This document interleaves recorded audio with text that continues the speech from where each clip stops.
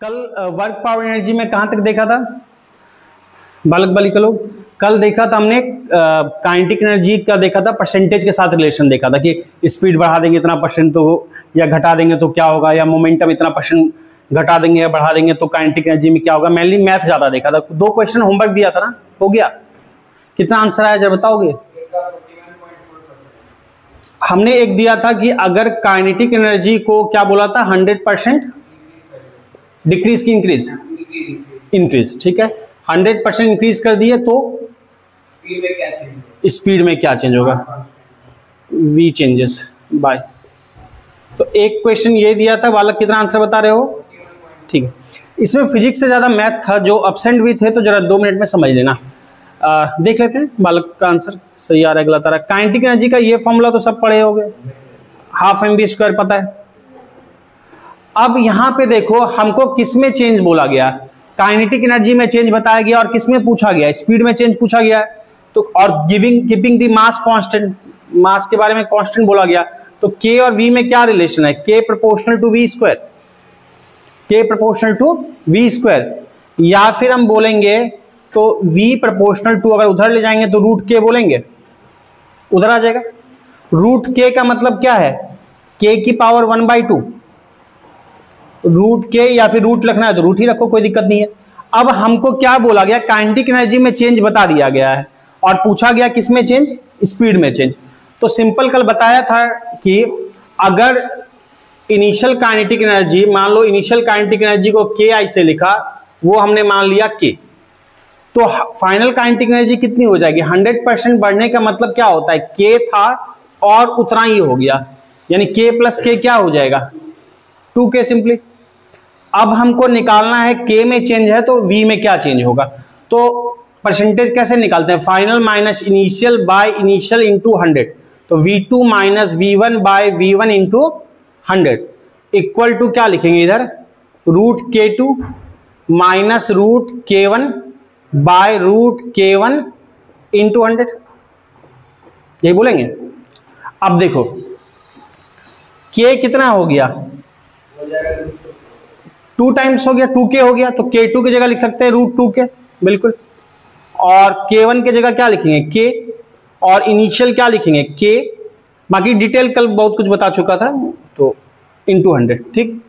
अब एक काम करते हैं, कैसे सॉल्व करेंगे? सब में से √k कॉमन ले लेंगे, √k ऊपर से नीचे से कॉमन लेके क्या होगा? कैंसिल।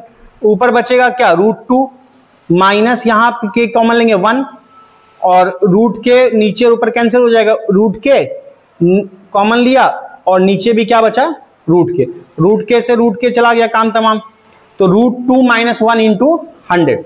अब √2 की वैल्यू पता है ना, √2 की वैल्यू क्या होती है? 1.414, और माइनस 1 इंटू 100, माइनस 1 इंटू 100, तो 1.414 माइनस 1 क्या होगा?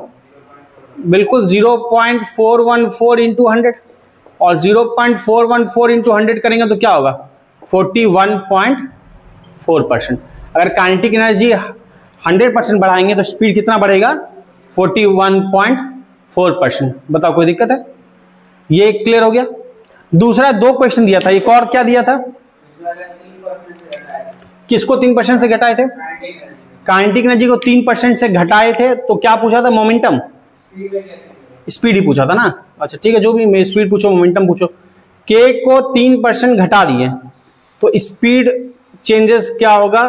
Changes by speed change. हाँ डायरेक्ट हमने बताया था, speed changes by keeping the mass constant, ठीक है।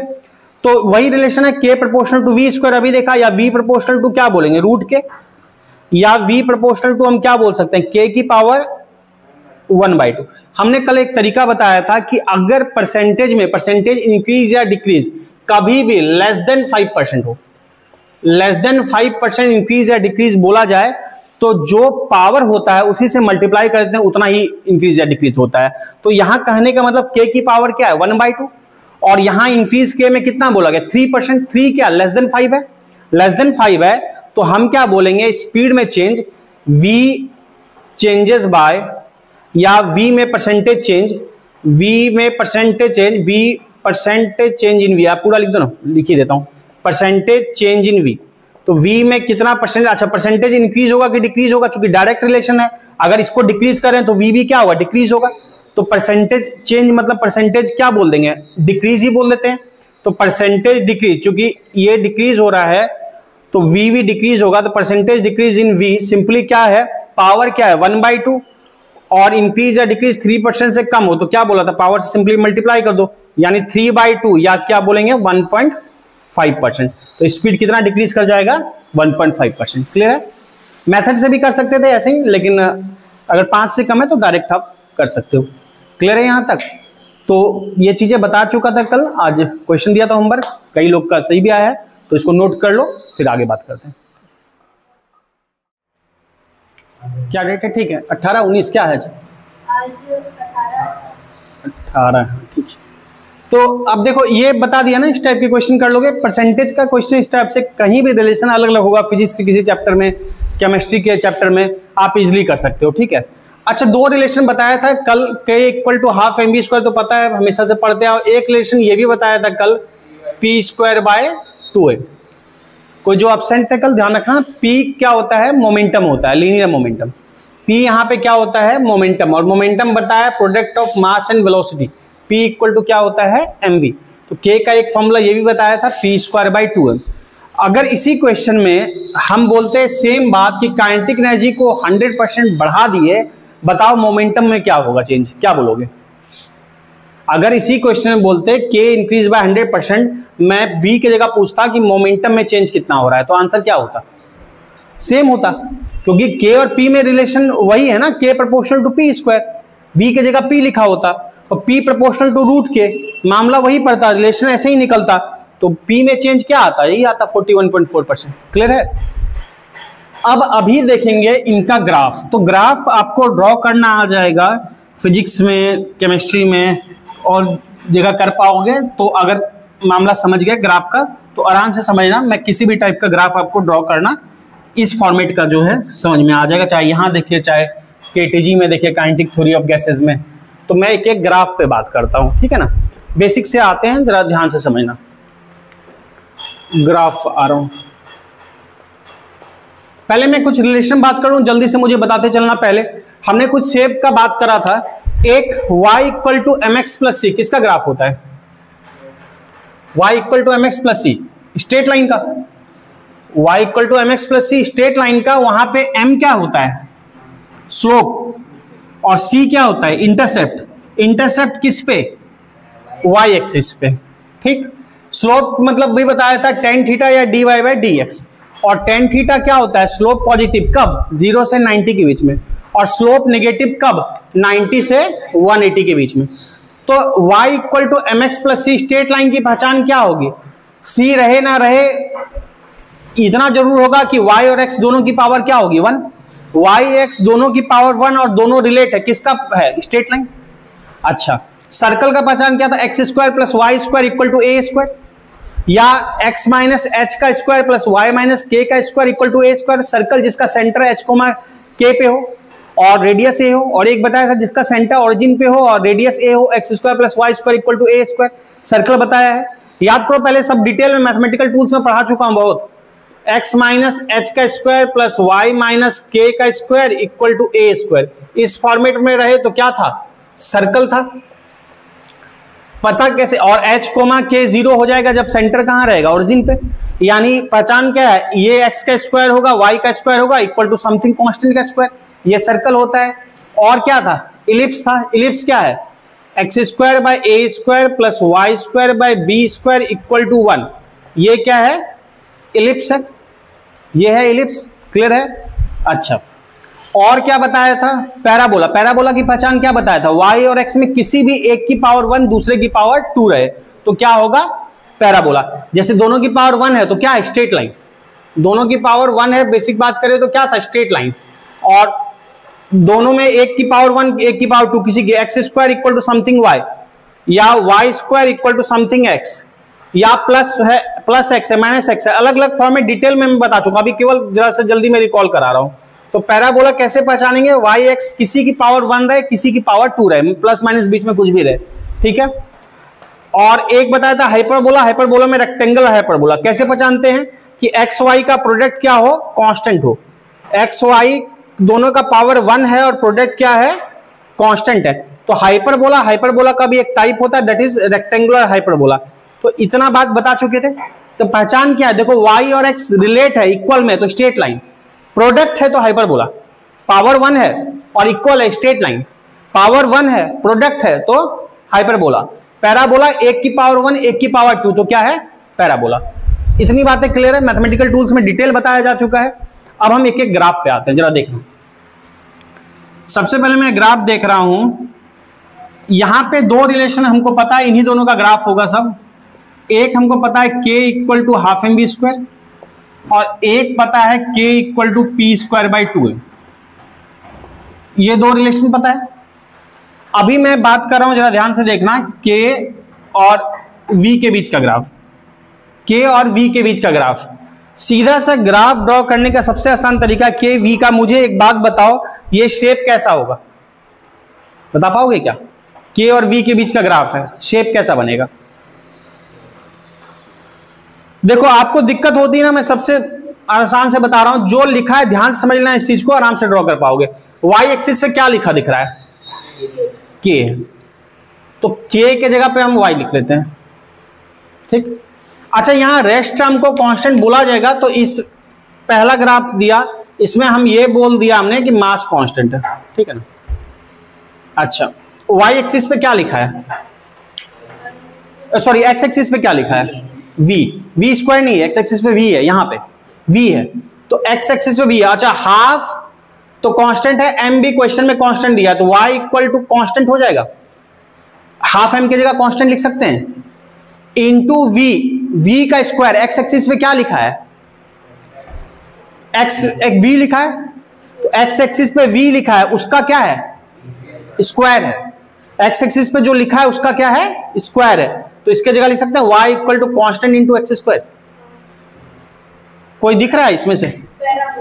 1 की पावर 1, 1 की पावर 2, कैसा शेप होता है, पैराबोला। तो ग्राफ कैसा बनेगा, पैराबोला का ग्राफ बनेगा, पैराबोला का। तो ग्राफ बनेगा ये पैराबोला। आ रही है बात समझ में? अच्छा, पैराबोला में भी कई चीजें होती है, जरा देखो, एक इंक्रीजिंग पैराबोला, एक डिक्रीजिंग, सबका डिटेल भी पहले बताया। एक ये भी पैराबोला है, एक ये भी पैराबोला है, ये दोनों पैराबोला है, दोनों में फर्क है। इसमें डिक्रीजिंग पैराबोला है, बताया है, ये इंक्रीजिंग है। स्ट्रेट लाइन में जब पढ़ाया था वहां पे डिटेल बताया था, जब आपको काइनेमेटिक्स में बताया था। जब ये और ये दो पैराबोला है ना, तो ये डिक्रीजिंग है, ये इंक्रीजिंग है। यहां पे क्या हो रहा है, या फिर आपको सीधा से समझना है, पैराबोला का इधर खुलेगा पैराबोला, इसका जो ओपनिंग है इधर है, और इसका ओपनिंग x की तरफ में, देखो x की तरफ में ओपनिंग है, और इसका ओपनिंग y की तरफ में है। आपको सिंपल समझना है कि पैराबोला कैसा बनेगा। तो देखो k प्रोपोर्शनल टू क्या है, v स्क्वायर। मुझे एक बात बताओ, k proportional to v square है, k ज्यादा तेजी से बढ़ेगा कि v ज्यादा तेजी से बढ़ेगा? कोई रिलेशन है, k proportional to v square, y proportional to x square, ज्यादा तेजी से x बढ़ेगा कि y बढ़ेगा, ये बताओ हमको। ज्यादा तेजी से यहां पे k बढ़ेगा, क्यों? k v का स्क्वायर है, v को अगर 2 करोगे तो उसका स्क्वायर क्या हो जाएगा, 4, k 4 टाइम्स हो जाएगा। बात समझ रहे हो? v को अगर 3 करेंगे तो k 3 का स्क्वायर हो जाएगा, मतलब 9 टाइम्स हो जाएगा। तो ज्यादा तेजी से कौन बढ़ रहा है, k की v? k बढ़ रहा है, इसके स्क्वायर से बढ़ रहा है। समझ में आ रहा है? यानी ज्यादा डोमिनेट कौन करेगा, सीधा लैंग्वेज में समझना है तो k करेगा। यानी ग्राफ किसके तरफ भागना चाहेगा, k की तरफ में, तो इसलिए ओपनिंग एंड किधर चला जाएगा, k की तरफ में। समझ में आ रही है बात? कभी ग्राफ अगर मान लो इस तरफ आ रहा है, मतलब डोमिनेट ये कर रहा है, ये अपनी तरफ खींच रहा है, समझ में आ रही है बात? तो ग्राफ का ओपनिंग किधर होगा, इधर होगा। या फिर मैंने स्लोप से बताया है, डिटेल बताया जब काइनेमेटिक्स पढ़ा था, स्लोप से कि इस तरह से टेंजेंट ड्रॉ करते हैं, फिर टेंजेंट ड्रॉ करते हैं, फिर देखते हैं एंगल, और डिक्रीजिंग इंक्रीजिंग बताया। ये डिक्रीजिंग पैराबोला है, ये इंक्रीजिंग पैराबोला है। तो यहाँ पे इंक्रीज कर रहा है ना फंक्शन, इसके साथ इसकी वैल्यू बढ़ रही है, तो इंक्रीजिंग पैराबोला ऐसा होगा। या सीधा समझना है तो इंक्रीजिंग पैराबोला होगा, इसलिए ये वाला होगा। क्लियर है बात? चलो, तो एक रिलेशन हो गया क्लियर। जरा मुझे बताओगे सारे लोग ध्यान से देख के, k वर्सेस p का ग्राफ में बोल रहा हूं, और ये k वर्सेस p, तो k वर्सेस p का रिलेशन देखना होगा। मास यहां भी कांस्टेंट किया, कैसा शेप होगा बता पाओगे? के वर्सेस पी का ग्राफ कैसा शेप होगा? ये कैसा होगा? हाँ, इसमें और इसमें क्या फर्क है? आपको बहुत दिक्कत होती है, आप ऐसे ही लिखो ना। वाई एक्सिस में क्या लिखा है देख के बताओ। के लिखा है, के की जगह वाई लिख लें। एक्स एक्सिस में क्या लिखा है? पी लिखा है। और यहां क्या है? पी का स्क्वायर है, तो y equal to x square, और मास कांस्टेंट बोला गया, 1/2 भी कांस्टेंट है। तो ये टर्म चाहे जितना भी आएगा 1/2m, 1/2m कांस्टेंट होगा। तो y equal to constant into x square ही आया ना, तो y equal to x square आया। क्या शेप बनेगा? पैराबोला। कैसा पैराबोला? इंक्रीजिंग की डिक्रीजिंग? इंक्रीजिंग ही बनेगा, क्योंकि k बढ़ रहा है ना p स्क्वायर के साथ। p बढ़ाओगे k ज्यादा तेजी से बढ़ रहा है, या फिर सिंपल भी देखोगे p बढ़ाने से k बढ़ रहा है। बढ़ रहा है तो कैसा बनेगा? Increasing parabola. इंक्रीजिंग ऐसा होगा। तो बात समझ में आया? इसका शेप ऐसा क्यों होगा? क्लियर? तो ये दूसरा ग्राफ हुआ। अभी और देखेंगे, तीसरा ग्राफ आते हैं। के वर्सेस वी स्क्वायर का ग्राफ ड्रॉ कर रहे हैं। मास कांस्टेंट, मास कांस्टेंट बोला गया, कांस्टेंट ही है। के वर्सेस वी स्क्वायर का ग्राफ बताओगे कैसा बनेगा? ये फर्स्ट के वर्सेस वी स्क्वायर का ग्राफ कैसा बनेगा? आप वैसे ही लिखो ना, ज्यादा दिक्कत होती है, आप वैसे ही लिखो जैसे मैंने बताया। के वर्सेस वी स्क्वायर, पहले के और वी वाले का रिलेशन चाहिए। तो के और वी का रिलेशन क्या होता है? K equal to half M V square. Y axis पे क्या लिखा है? तो के की जगह वाई लिख दें। एक्स एक्सिस पे क्या लिखा है? वी नहीं लिखा, वी का स्क्वायर लिखा है, तो पूरा वी स्क्वायर की जगह एक्स लिख दें। और हाफ एम क्या है? कांस्टेंट है, तो y इक्वल टू कॉन्स्टेंट, और पूरे v स्क्वायर लिखा है तो पूरे v स्क्वायर की जगह x लिख लें। तो y equal to constant into X किसका होता है? ये क्वेश्चन देखो, y और दोनों की पावर 1 है, इक्वल में है। y और x दोनों की पावर 1 है और इक्वल में है। कौन सा शेप होगा देख के बताओ, या पहले ही पता है? y इक्वल टू एक्स और समथिंग कांस्टेंट, ये होगा ना। y x दोनों की पावर 1 है, एक की 1 एक की 2 तो पैराबोला बन जाता है। मल्टीप्लाई में होता है तो हाइपरबोला, तो दोनों इक्वल में है ना, और 1 पावर, तो क्या बनेगा? Straight line. y equal to mx के फॉर्म में है ना, तो स्ट्रेट लाइन बनेगा। और इस स्ट्रेट लाइन का स्लोप हमको बता सकते हो? स्लोप कितना? यहां देख के बताओ स्लोप क्या है। पता नहीं? 45 कैसे? मैंने थोड़ी बोल दिया बीचों बीच है। यहां पे कैसे? मैंने थोड़ी बोल दिया कि जो कोफिशिएंट है 45 डिग्री आ रहा है, 1 आ रहा है। कोफिशिएंट 1 यहां थोड़ी है। y equal to basic straight line की इक्वेशन क्या होती है? mx होती है plus c। y equal to straight line का यही पढ़े हो ना, y equal to mx plus c पढ़े हैं। c क्या है? नहीं है, c की जगह क्या लिखा है? 0। c नहीं है तो 0। x के जगह पे v स्क्वायर है, और स्लोप की जगह पे यहां मास को मास मत समझना, यहां स्लोप है, y इक्वल टू स्लोप है, तो स्लोप की जगह पे क्या लिखा है? पूरा हाफ एम लिखा है। यहां मास नहीं समझ लेना इसको, ये स्लोप है, ये मास नहीं है। तो स्लोप की जगह पे ये पूरा टर्म लिखा है हाफ एम। एक्स का कोफिशिएंट ही तो स्लोप होता है, तो एक्स का कोफिशिएंट ही स्लोप होता है, तो जरा समझोगे। स्लोप इक्वल टू क्या लिखा है? Slope equal to half M लिखा है, m/2। ठीक, यानी स्ट्रेट लाइन बनेगा जिसका स्लोप क्या होगा? m/2 होगा। बात समझ में आ रही है? और स्ट्रेट लाइन चूंकि इंटरसेप्ट 0 है तो कहां से पास करेगा? इंटरसेप्ट 0, y एक्सिस को 0 पे काटेगा, मतलब ऑरिजिन, कोई इंटरसेप्ट नहीं बनेगा, तो ऑरिजिन से बनेगा, यानी ऐसा स्ट्रेट लाइन बनेगा। समझ में आ रही है बात? इस स्ट्रेट लाइन का स्लोप अगर मान लो ये थीटा बोलता हूं, तो स्लोप यानी कि tan थीटा, स्लोप का मतलब tan थीटा, यानी इसका स्लोप या tan थीटा क्या होगा? हाफ एम होगा। ये बात समझ में आ रही है? तो एक और ग्राफ मुझे बताओगे अभी साथ में ही, थर्ड फोर्थ लिख लिया। अब ग्राफ जो ड्रॉ कर रहा हूं मैं, k versus P square, k versus P square, और मास को कांस्टेंट, ऑब्वियस है कांस्टेंट रखा हमने। बताओगे जरा शेप कैसा बनेगा? k equal to P square, ऐसे ही रिलेट करो ना, दिक्कत होती है आप रिलेशन लिखो और वैसे ही y एक्स रखा करो। k equal to P square, k और पी स्क्वायर के बीच का ग्राफ कैसा शेप होगा? जल्दी बताओ। क्या फर्क पड़ा? केवल स्लोप का ही तो फर्क पड़ेगा। k इक्वल टू रिलेशन पता है? पी स्क्वायर बाई 2m, ये पता है। y एक्सिस में क्या लिखा है? जल्दी से बताओ। y एक्सिस में k लिखा है, लिखा है। एक्स एक्सिस पे क्या लिखा दिख रहा है? तो एक्स एक्सिस पे पी स्क्वायर लिख रहा है, ठीक। और तुम्हारा यानी ये y और 2 कांस्टेंट है, m कांस्टेंट है, तो y equal to constant into X आया। 1/2m की जगह कांस्टेंट लिख सकते हैं, तो कांस्टेंट ये पूरा 1/2m कांस्टेंट और पी स्क्वायर की जगह x, कांस्टेंट इंटू एक्स। कैसा शेप होगा? Straight line. और स्लोप क्या होगा? x का कोफिशिएंट यानी पी स्क्वायर का कोफिशिएंट, और पी स्क्वायर का कोफिशिएंट यहां पे क्या है? 1/2m है। पी स्क्वायर का कोफिशिएंट यही है ना, कांस्टेंट जो है 1/2m, तो 1/2m इक्वल टू स्लोप, और स्लोप को लिखा हमने tan थीटा। तो ये कैसा बनेगा? ये ऐसा बनेगा, ये एंगल क्या हो गया? थीटा हो गया। तो उससे बात समझ में आई?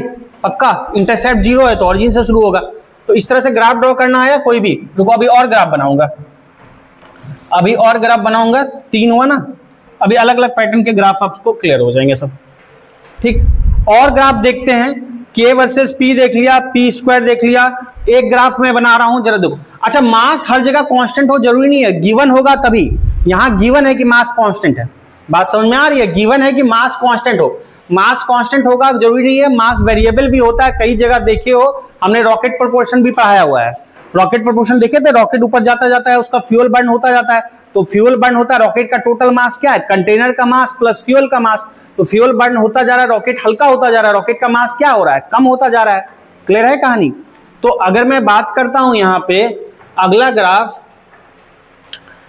ग्राफ है K वर्सेस M का। अगला ग्राफ है K वर्सेस M का, ठीक है ना? K वर्सेस M का। तो K वर्सेस M का जब ग्राफ है यहां पे, तो दूसरा टर्म कांस्टेंट बताया जाएगा। एक बार बोला गया V कांस्टेंट है। एक ग्राफ में ये ड्रॉ करूंगा, इसको लिख लिया फिट, और एक ग्राफ ड्रॉ करूंगा मैं K वर्सेस M का ही। K वर्सेस M का एक ग्राफ जब V कांस्टेंट है, और एक K वर्सेस M का ग्राफ जब P कांस्टेंट है। तो 2 ग्राफ मैं ड्रॉ करूंगा। मुझे दोनों का बताओगे? ये ग्राफ 5th है, ये ग्राफ को कर लिया 6th। अब जरा मुझे बताओ तो ये शेप कैसा होगा, बता सकते हो? K वर्सेस M का, K वर्सेस M का ग्राफ स्ट्रेट लाइन। अगर तुम्हारा क्या कांस्टेंट है? V कांस्टेंट है। और दूसरा K वर्सेस P का हाइपरबोला, स्ट्रेट लाइन। देखते हैं, चलो बालिका बताइए अलग, बालक बताया, ठीक है।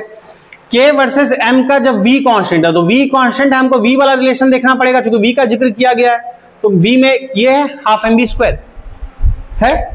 Y एक्सिस पे क्या लिखा है जरा बताओगे?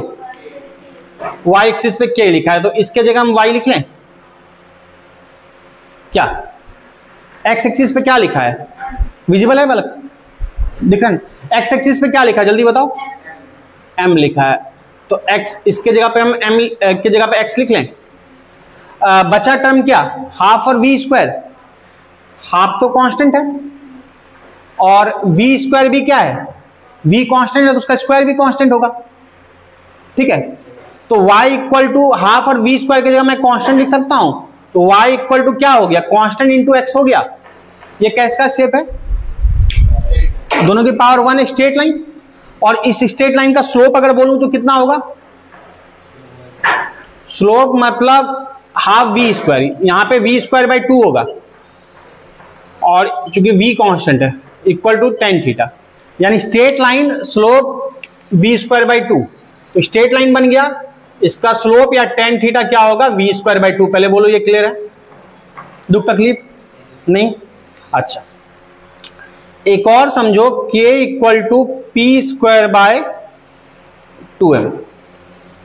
K और M का ग्राफ देखना है, P जब कांस्टेंट है, P वाला डायरेक्शन देखना होगा हमको। K equal to P square by 2m। इसी तरह से जल्दी से देखो, K Y एक्सिस पे क्या लिखा है? K, इसके जगह हम K सोच ले। अभी चूंकि डिटेल आपको बेसिक समझना है, इसलिए मैं डिटेल में बता रहा हूं, आगे आप बहुत जल्दी ड्रॉ कर पाओगे। तो Y लिख ले। X एक्सिस पे क्या लिखा है? M, तो इसके जगह पे X होगा, M के जगह पे।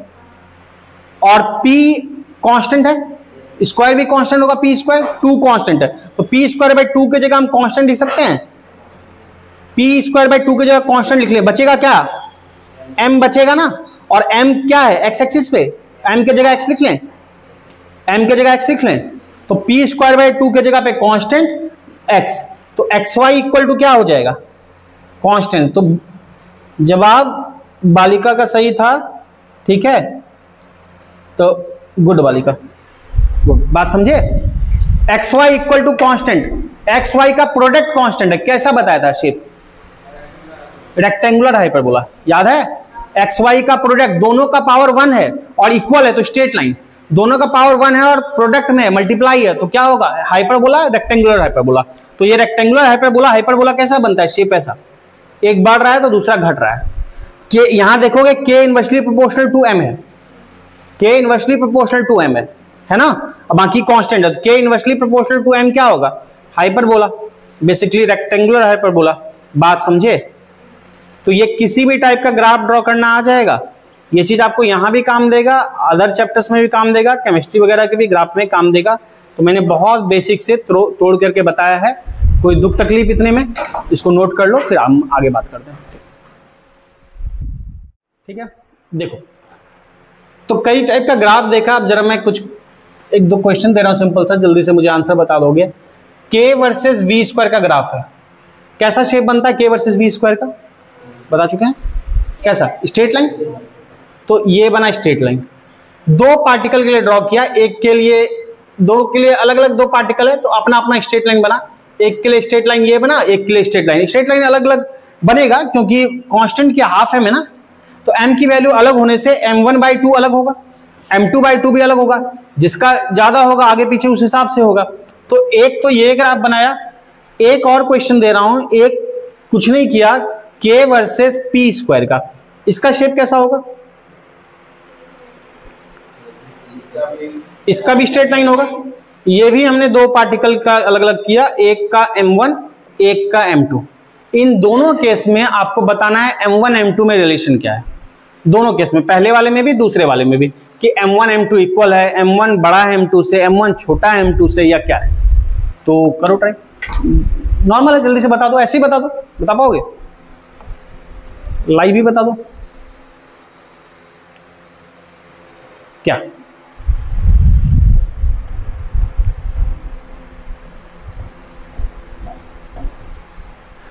अच्छा 1 मिनट ले लो, चलो 1 मिनट ले लो, ठीक है।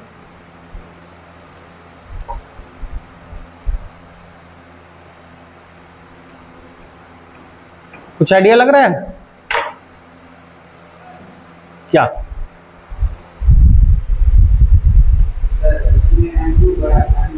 किस में, पहले में कि दूसरे में, पहले में m2 ज्यादा है, ठीक है, और दूसरे में कम है।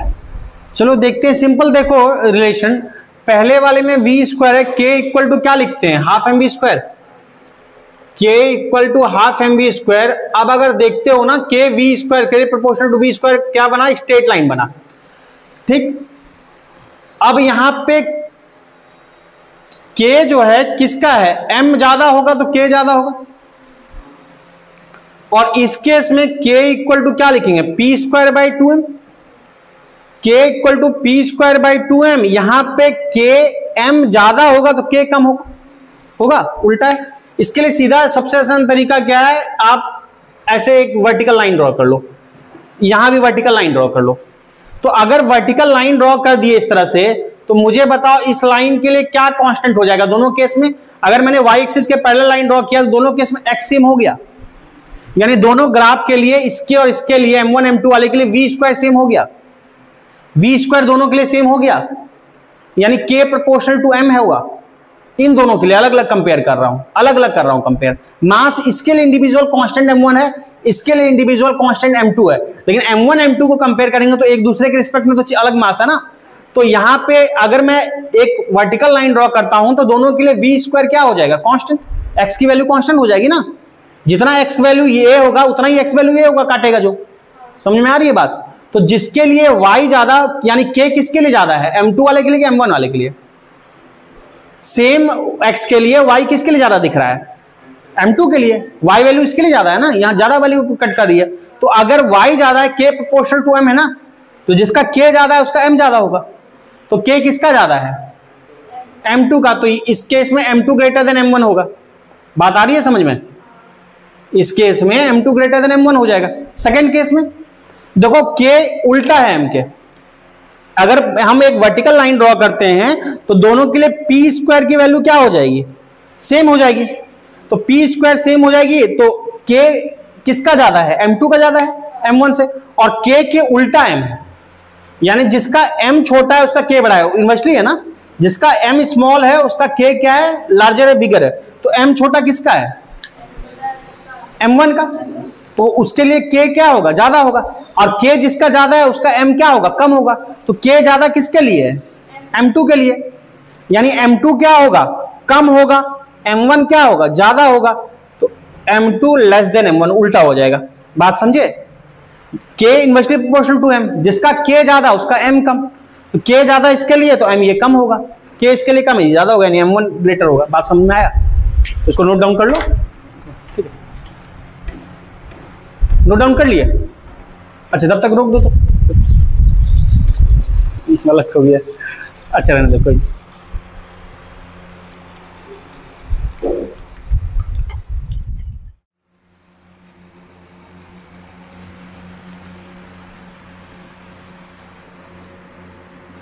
तो काइनेटिक एनर्जी के बारे में हम देख चुके थे, ठीक है ना। अभी बात करते हैं पोटेंशियल एनर्जी के बारे में, ठीक है। पोटेंशियल एनर्जी के बारे में बात करते हैं और यहाँ से एनर्जी का भी मामला और क्लियर होगा, तो देखते हैं। अगला हेडिंग डालते हैं पोटेंशियल एनर्जी। पोटेंशियल एनर्जी अभी बेसिक देख रहे हैं, थोड़ा थोड़ा सा क्वेश्चन कर रहे हैं, फिर एक बार पूरी थ्योरी हो जाएगी, फिर और क्वेश्चन देखेंगे। पोटेंशियल एनर्जी, पोटेंशियल एनर्जी क्या होती है? एनर्जी ड्यू टू पोजीशन या कॉन्फ़िगरेशन, क्या चीज है देखेंगे। पोटेंशियल, पोटेंशियल का मतलब क्या होता है? क्षमता, कैपेसिटी। हम बोलते हैं ना, नॉर्मल वर्ड में भी कर लेते हैं, ये पढ़ता लिखता नहीं है, पढ़ेगा तो बड़ा अच्छा कर लेगा, बहुत पोटेंशियल है इसमें, या फलाना स्पोर्ट्समैन है, बड़ा पोटेंशियल है, अगर मेहनत करेगा तो अच्छा खिलाड़ी बन जाएगा ये। तो पोटेंशियल का मतलब क्या होता है? क्षमता। लेकिन क्षमता है जिसमें तब, जिसमें क्षमता है तब, मान लो क्रिकेट का बल्ला ही पकड़ने नहीं आता है और हम बोलेंगे बहुत बड़ा क्रिकेट खिलाड़ी बन जाएगा, तो पोटेंशियल नहीं है। हो सकता है किसी और चीज में पोटेंशियल हो, अच्छा स्विमर हो, अच्छा तुम्हारा डांसर हो, अच्छा पढ़ने में हो, किसी और चीज में अच्छा हो, तो बोलते हैं ना फलाना आदमी का इसमें पोटेंशियल बड़ा अच्छा है। पोटेंशियल मतलब उसका क्षमता, यानी उस फील्ड में उसका क्षमता, लेकिन क्षमता होनी चाहिए, ठीक है ना। तो दो तरह की एनर्जी बताया था, एक एनर्जी ड्यू टू मोशन, अगर मोशन के कारण जो एनर्जी होती है उसको क्या बोलते हैं? Kinetic energy. और रेस्ट के कारण जो एनर्जी होती है, अगर रेस्ट में है और उसके पास एनर्जी है तो उसको क्या बोलते हैं? Potential energy. Energy due to position, जैसे कि आप मान लो कि क्या होता है कि झरने का पानी गिरता है, तो झरना क्या होता है? पानी पहाड़ पे या हाई हाइट पे होता है, वो पानी नीचे पहाड़ी से गिरता है तो वही झरने का फॉर्म लेता है। तो पानी जो गिरा उसके पास आई स्पीड, उसके पास आई काइनेटिक एनर्जी। क्यों आई? क्योंकि झरने के पास क्या थी? हाइट। झरने के पास थी क्या? हाइट थी। जब तक वो हाई हाइट पे पानी स्टोर है पहाड़ी के ऊपर, बारिश हुआ या जैसे भी है, या कोई सोर्स है, पानी स्टोर है ऊपर, वो रुके हुए फॉर्म में है, अगर गिर जाए तो काइनेटिक एनर्जी में दिखेगा रुके हुए फॉर्म में। अभी जो उसके पास एनर्जी उसको क्या बोलेंगे? Potential energy. और जब वो झरने के फॉर्म में गिरने लगता है नीचे तो क्या बोलते हैं? काइनेटिक एनर्जी, ठीक है। तो पोटेंशियल एनर्जी दो तरह से होता है, एक होता है ड्यू टू, हम देखेंगे पोजीशन, और दूसरा देखेंगे ड्यू टू कॉन्फ़िगरेशन। कॉन्फ़िगरेशन का मतलब है बनावट। पोटेंशियल एनर्जी दो वजह से होता है, देखेंगे, एक ड्यू टू पोजीशन, पोजीशन मतलब रेस्ट के कारण अगर है तो, और ड्यू टू कॉन्फ़िगरेशन, कॉन्फ़िगरेशन मतलब बनावट के कारण। अब ये क्या चीज बोल दिया, क्या है देखते हैं। ड्यू टू पोजीशन क्या है कि आपका जितना ज्यादा, पानी की टंकी क्यों हाइट पे रखी जाती है? पानी की टंकी ऐसा तो नहीं रखते कि नीचे ग्राउंड फ्लोर पे रखा है, 2 मंजिले 3 मंजिले पे जाके नल खोल के फुर्सत है, नहीं। पानी की टंकी हाइट पे रखी जाएगी, 2 मंजिला 3 मंजिला, या जितनी ज्यादा ऊंची बिल्डिंग होगी या हाइट होगा, पानी की टंकी से जो पानी नलों में आएगा वो उतना ही तेजी से आएगा। क्यों? क्योंकि हाइट बढ़ाया। हाइट बढ़ा के हमने क्या किया? उसकी पोटेंशियल एनर्जी बढ़ा दी। उसकी क्या बढ़ा दी? पोटेंशियल एनर्जी बढ़ा दी। ये पोटेंशियल एनर्जी क्या है? उसकी पोजीशन पे डिपेंड कर रहा है, मतलब उसकी हाइट पे। ये हाइट है और हाइट बढ़ा देंगे और होगा। डैम के पीछे जो पानी स्टोर करने का यही वजह, पानी तो ऑलरेडी नदी में है, बेसिकली क्या किया जाता है, कैसे इलेक्ट्रिसिटी जनरेट होता है कि डैम के पानी को क्या किया जाता है, डैम में पानी हाई हाइट तक पहले स्टोर किया जाता है। नदी में ऑलरेडी पानी है, तेज भी है, पर उसके पास क्या है, वो ऑर्गेनाइज नहीं है, एक पर्टिकुलर डायरेक्शन में धक्का नहीं दे पाएगा। प्लस क्या है कि उसका जो पानी है कि क्या है, उसके पास हाइट उतनी नहीं है। तो पानी को जब डैम में स्टोर किया जाता है तो हम क्या करते हैं, उसकी हाइट बढ़ाते हैं। तो जितना डैम की ऊंचाई है, पानी की उतनी ज्यादा हाइट है, उस हाई हाइट से पाइप के थ्रू पानी को लाया जाता है और एक टरबाइन होता है। टरबाइन क्या होता है, एक ब्लेड होता है, ब्लेड पे गिराया जाता है। ब्लेड क्या होता है, कुछ नहीं होता है, जस्ट लाइक आप जैसे समझ लो फैन का पंखा, टेबल फैन है या आपका स्टैंड फैन है। तो पंखा क्या होता है कि एक पीछे शाफ्ट होता है, रॉड होता है, उस पे ऐसे डायना विंग्स माउंटेड होता है। तो उसी तरह से विंग्स होता है टरबाइन पे, उस पे क्या होता है, पानी उसके ब्लेड पे पंखे पे गिराया जाता है। अब इसका शेप लगभग फ्लैट होता है, उसका शेप लगभग आप समझो चम्मच की तरह, गोल गड्ढे का उसका जो विंग्स होता है डैना, उस पे गड्ढे सा ऐसा चम्मच सा बना होता है। उस पे पानी क्या होता है, गिरता है। पानी गिरता है तो उसके क्या होता है, पंखे को घुमाता है। पंखे के कारण ये घूमता है, टरबाइन के कारण, फिर पंखे के कारण ये शाफ्ट घूमता है और शाफ्ट को फिर मैग्नेटिक फील्ड में रखा जाता है। मैग्नेटिक फील्ड के बीच में फिर एक इलेक्ट्रोमैग्नेटिक इंडक्शन होता है, जो 12th में पढ़ोगे, फैराडेज लॉ के कारण इलेक्ट्रिसिटी जनरेट होता है। तो वो फिर 12th की कहानी है। अभी हम केवल इतना देख रहे हैं, टरबाइन के ब्लेड को घुमाने की व्यवस्था की जा रही है। पानी को स्टोर करके हाई हाइट से गिराया जाता है। हाई हाइट के कारण एनर्जी ज्यादा होती है। कौन सी एनर्जी ज्यादा होती है, पोटेंशियल एनर्जी ज्यादा होती है। बात समझे, इसका लेना देना किससे, पोजीशन से। जैसे आप देखिए स्लाइन चढ़ता है, तो स्लाइन क्या है, डॉक्टर एक स्टैंड पे रखता है स्लाइन, या कंपाउंडर स्टैंड पे रखा है, नर्स रखती है स्टैंड पे। क्यों, उसको स्टैंड पे ना रखे, सीधा ऐसे पानी चढ़ा दे, लेकिन स्टैंड पे हाइट रख के क्या करते हैं, हाइट देते हैं। हाइट देके क्या करते हैं, उसकी पोटेंशियल एनर्जी बढ़ाते हैं। क्यों बढ़ाते हैं, क्योंकि ब्लड फ्लो है, ब्लड का अपना प्रेशर होता है, ब्लड प्रेशर। अगर उसके पास हाइट नहीं होगा ना, तो जैसे आपने इंजेक्ट किया ना नस के अंदर, तो क्या होगा, वेंस के अंदर इंजेक्ट किया तो ब्लड का फ्लो इतना ज्यादा है कि ब्लड फेंक देगा। अब ब्लड तेजी से निकलना चाह रहा है, लेकिन उसको ओवरकम करना तो इधर से धक्का उससे ज्यादा होना चाहिए। जितना ब्लड का प्रेशर उससे धक्का क्या होना चाहिए, ज्यादा होना चाहिए। इसलिए एक रीजनेबल हाइट पे रखा जाता है कि हाइट से उसके पास एनर्जी आई तो जो उसके थ्रू लिक्विड आया वो ब्लड को के प्रेशर को धक्का देके अपना जगह बना लेता है। अब उसको ऐसा भी नहीं करते हैं कि उसकी हाइट मोर देन इनफ बहुत ज्यादा रखेंगे। उससे क्या होगा कि जरूरत से ज्यादा हाइट रख दिया, एकदम 1 मंजिले 2 मंजिले पर स्लाइन रख दिया, तो उससे क्या होगा कि वो इतना तेज, उसके पास एनर्जी इतनी ज्यादा होगी हाइट के कारण, इतना तेज आएगा कि आपका ठीक है उसको तो ओवरकम कर देगा ब्लड जो आ रही है, लेकिन क्या करेगा, वेंस को भी हो सकता है वेंस फट जाए, उतनी ज्यादा एनर्जी से धक्का देते। बात समझ में आ रही है। इसलिए एक हाइट पे, रीजनेबल हाइट पे रखा जाता है। क्या करते हैं, वो हाइट क्या है, ड्यू टू पोजीशन, जिसको आगे चल के हम MGH बोलेंगे। अभी बेसिक थोड़ा सा समझ में आया। और एक होता है ड्यू टू कॉन्फ़िगरेशन, इसको हाइट से लेना देना नहीं है, बनावट के कारण, लेकिन ये दोनों एनर्जी ड्यू टू रेस्ट है। ऑब्जेक्ट रेस्ट में तब जो उसके पास एनर्जी है, दैट इज पोटेंशियल एनर्जी। जैसे वो मोशन करने लगा, जैसे पानी डैम में स्टोर है हाई हाइट तक, वो पोटेंशियल एनर्जी है। वो पानी जब चलने लगे पाइप के through, that is kinetic energy. आपका जो हाई हाइट तक स्लाइन है हाई हाइट तक रखा हुआ है स्लाइन बोतल में, वो है पोटेंशियल एनर्जी हाइट के कारण। वो जब पाइप के थ्रू आएगा, जो सिरिंज मतलब ये जो भी छोटा सा पाइप होता है स्मॉल, उसके थ्रू आएगा तो वो क्या है, काइनेटिक एनर्जी। बात समझ में आ रही है। इसलिए हाइट पे डिपेंड कर रहा है। दूसरा रेस्ट के कारण एनर्जी ही है दोनों, लेकिन बनावट के कारण। बनावट के कारण का क्या मतलब, जैसे तीर कमान, तीर धनुष होता है, तीर धनुष होता है ना, तो तीर धनुष क्या होता है कि हम क्या करते हैं, तीर को पीछे खींचते हैं। तीर को पीछे खींचते हैं तो पीछे खींचने के लिए हमने क्या किया, वर्क किया। स्ट्रिंग को रस्सी पीछे खींचती है, रस्सी इलास्टिक होती है, रस्सी को पीछे खींचने के लिए वर्क किया। वो वर्क कहां हुआ, अभी कहां गया, वो रस्सी के मटेरियल में स्टोर हुआ। जैसे हमने हाथ को छोड़ा तो तीर क्या होता है, चल पड़ता है। यानी तीर के पास मोशन आ गया। कौन सा मोशन आ गया, मोशन आ गया तो कौन सी एनर्जी आ गई, काइनेटिक एनर्जी आ गई। लेकिन उस काइनेटिक एनर्जी का कॉज क्या था, हमारा खींचना। इसको नहीं खींचते तो अपने आप तो नहीं चल पाता, खींचने के कारण हमने वर्क किया। अगर हमने वर्क किया तो वर्क तो कहीं तो गया, वो स्ट्रिंग में स्टोर हुआ, किस फॉर्म में, रुका है तो पोटेंशियल उसको नाम देंगे, और वही जब छोड़ा तो काइनेटिक एनर्जी में हो गया। आप बोलोगे स्ट्रिंग में ही कैसे आया, इसलिए आया कि अगर ऐसा कुछ नहीं होता तो हमारे खींचने के कारण ही तो वो भागा काइनेटिक एनर्जी से, यानी हमारे खींचने के कारण उसको एनर्जी मिली। वो अभी कहीं ना कहीं थी, अगर वो स्टोर नहीं होती तो हम छोड़ते, वहीं तीर गिर जाता। लेकिन वैसा हुआ नहीं, ये इसका मतलब है हमारी एनर्जी को किसी ने स्टोर करके रखा। किसने? उसकी तार ने। इसको हाइट से डिपेंड नहीं करता। आप तीर कितना दूर जाएगा ये डिपेंड करता है आपने रस्सी को कितना ज्यादा खींचा है। उसको चाहे 1 मंजिले से खींचो, चाहे 5 मंजिले, चाहे 10 मंजिले से, डिपेंड करेगा हमारे खींचने पे। जहां ज्यादा खींचेंगे दूर जाएगा। तो इसका हाइट से लेना देना नहीं है, इसका बनावट से लेना देना है। बनावट में क्या चीज है? बनावट में वो चीज है इलास्टिसिटी। बनावट में वो चीज क्या है? इलास्टिसिटी। किसकी इलास्टिसिटी? वो मटेरियल क्या होना चाहिए? इलास्टिक होना चाहिए।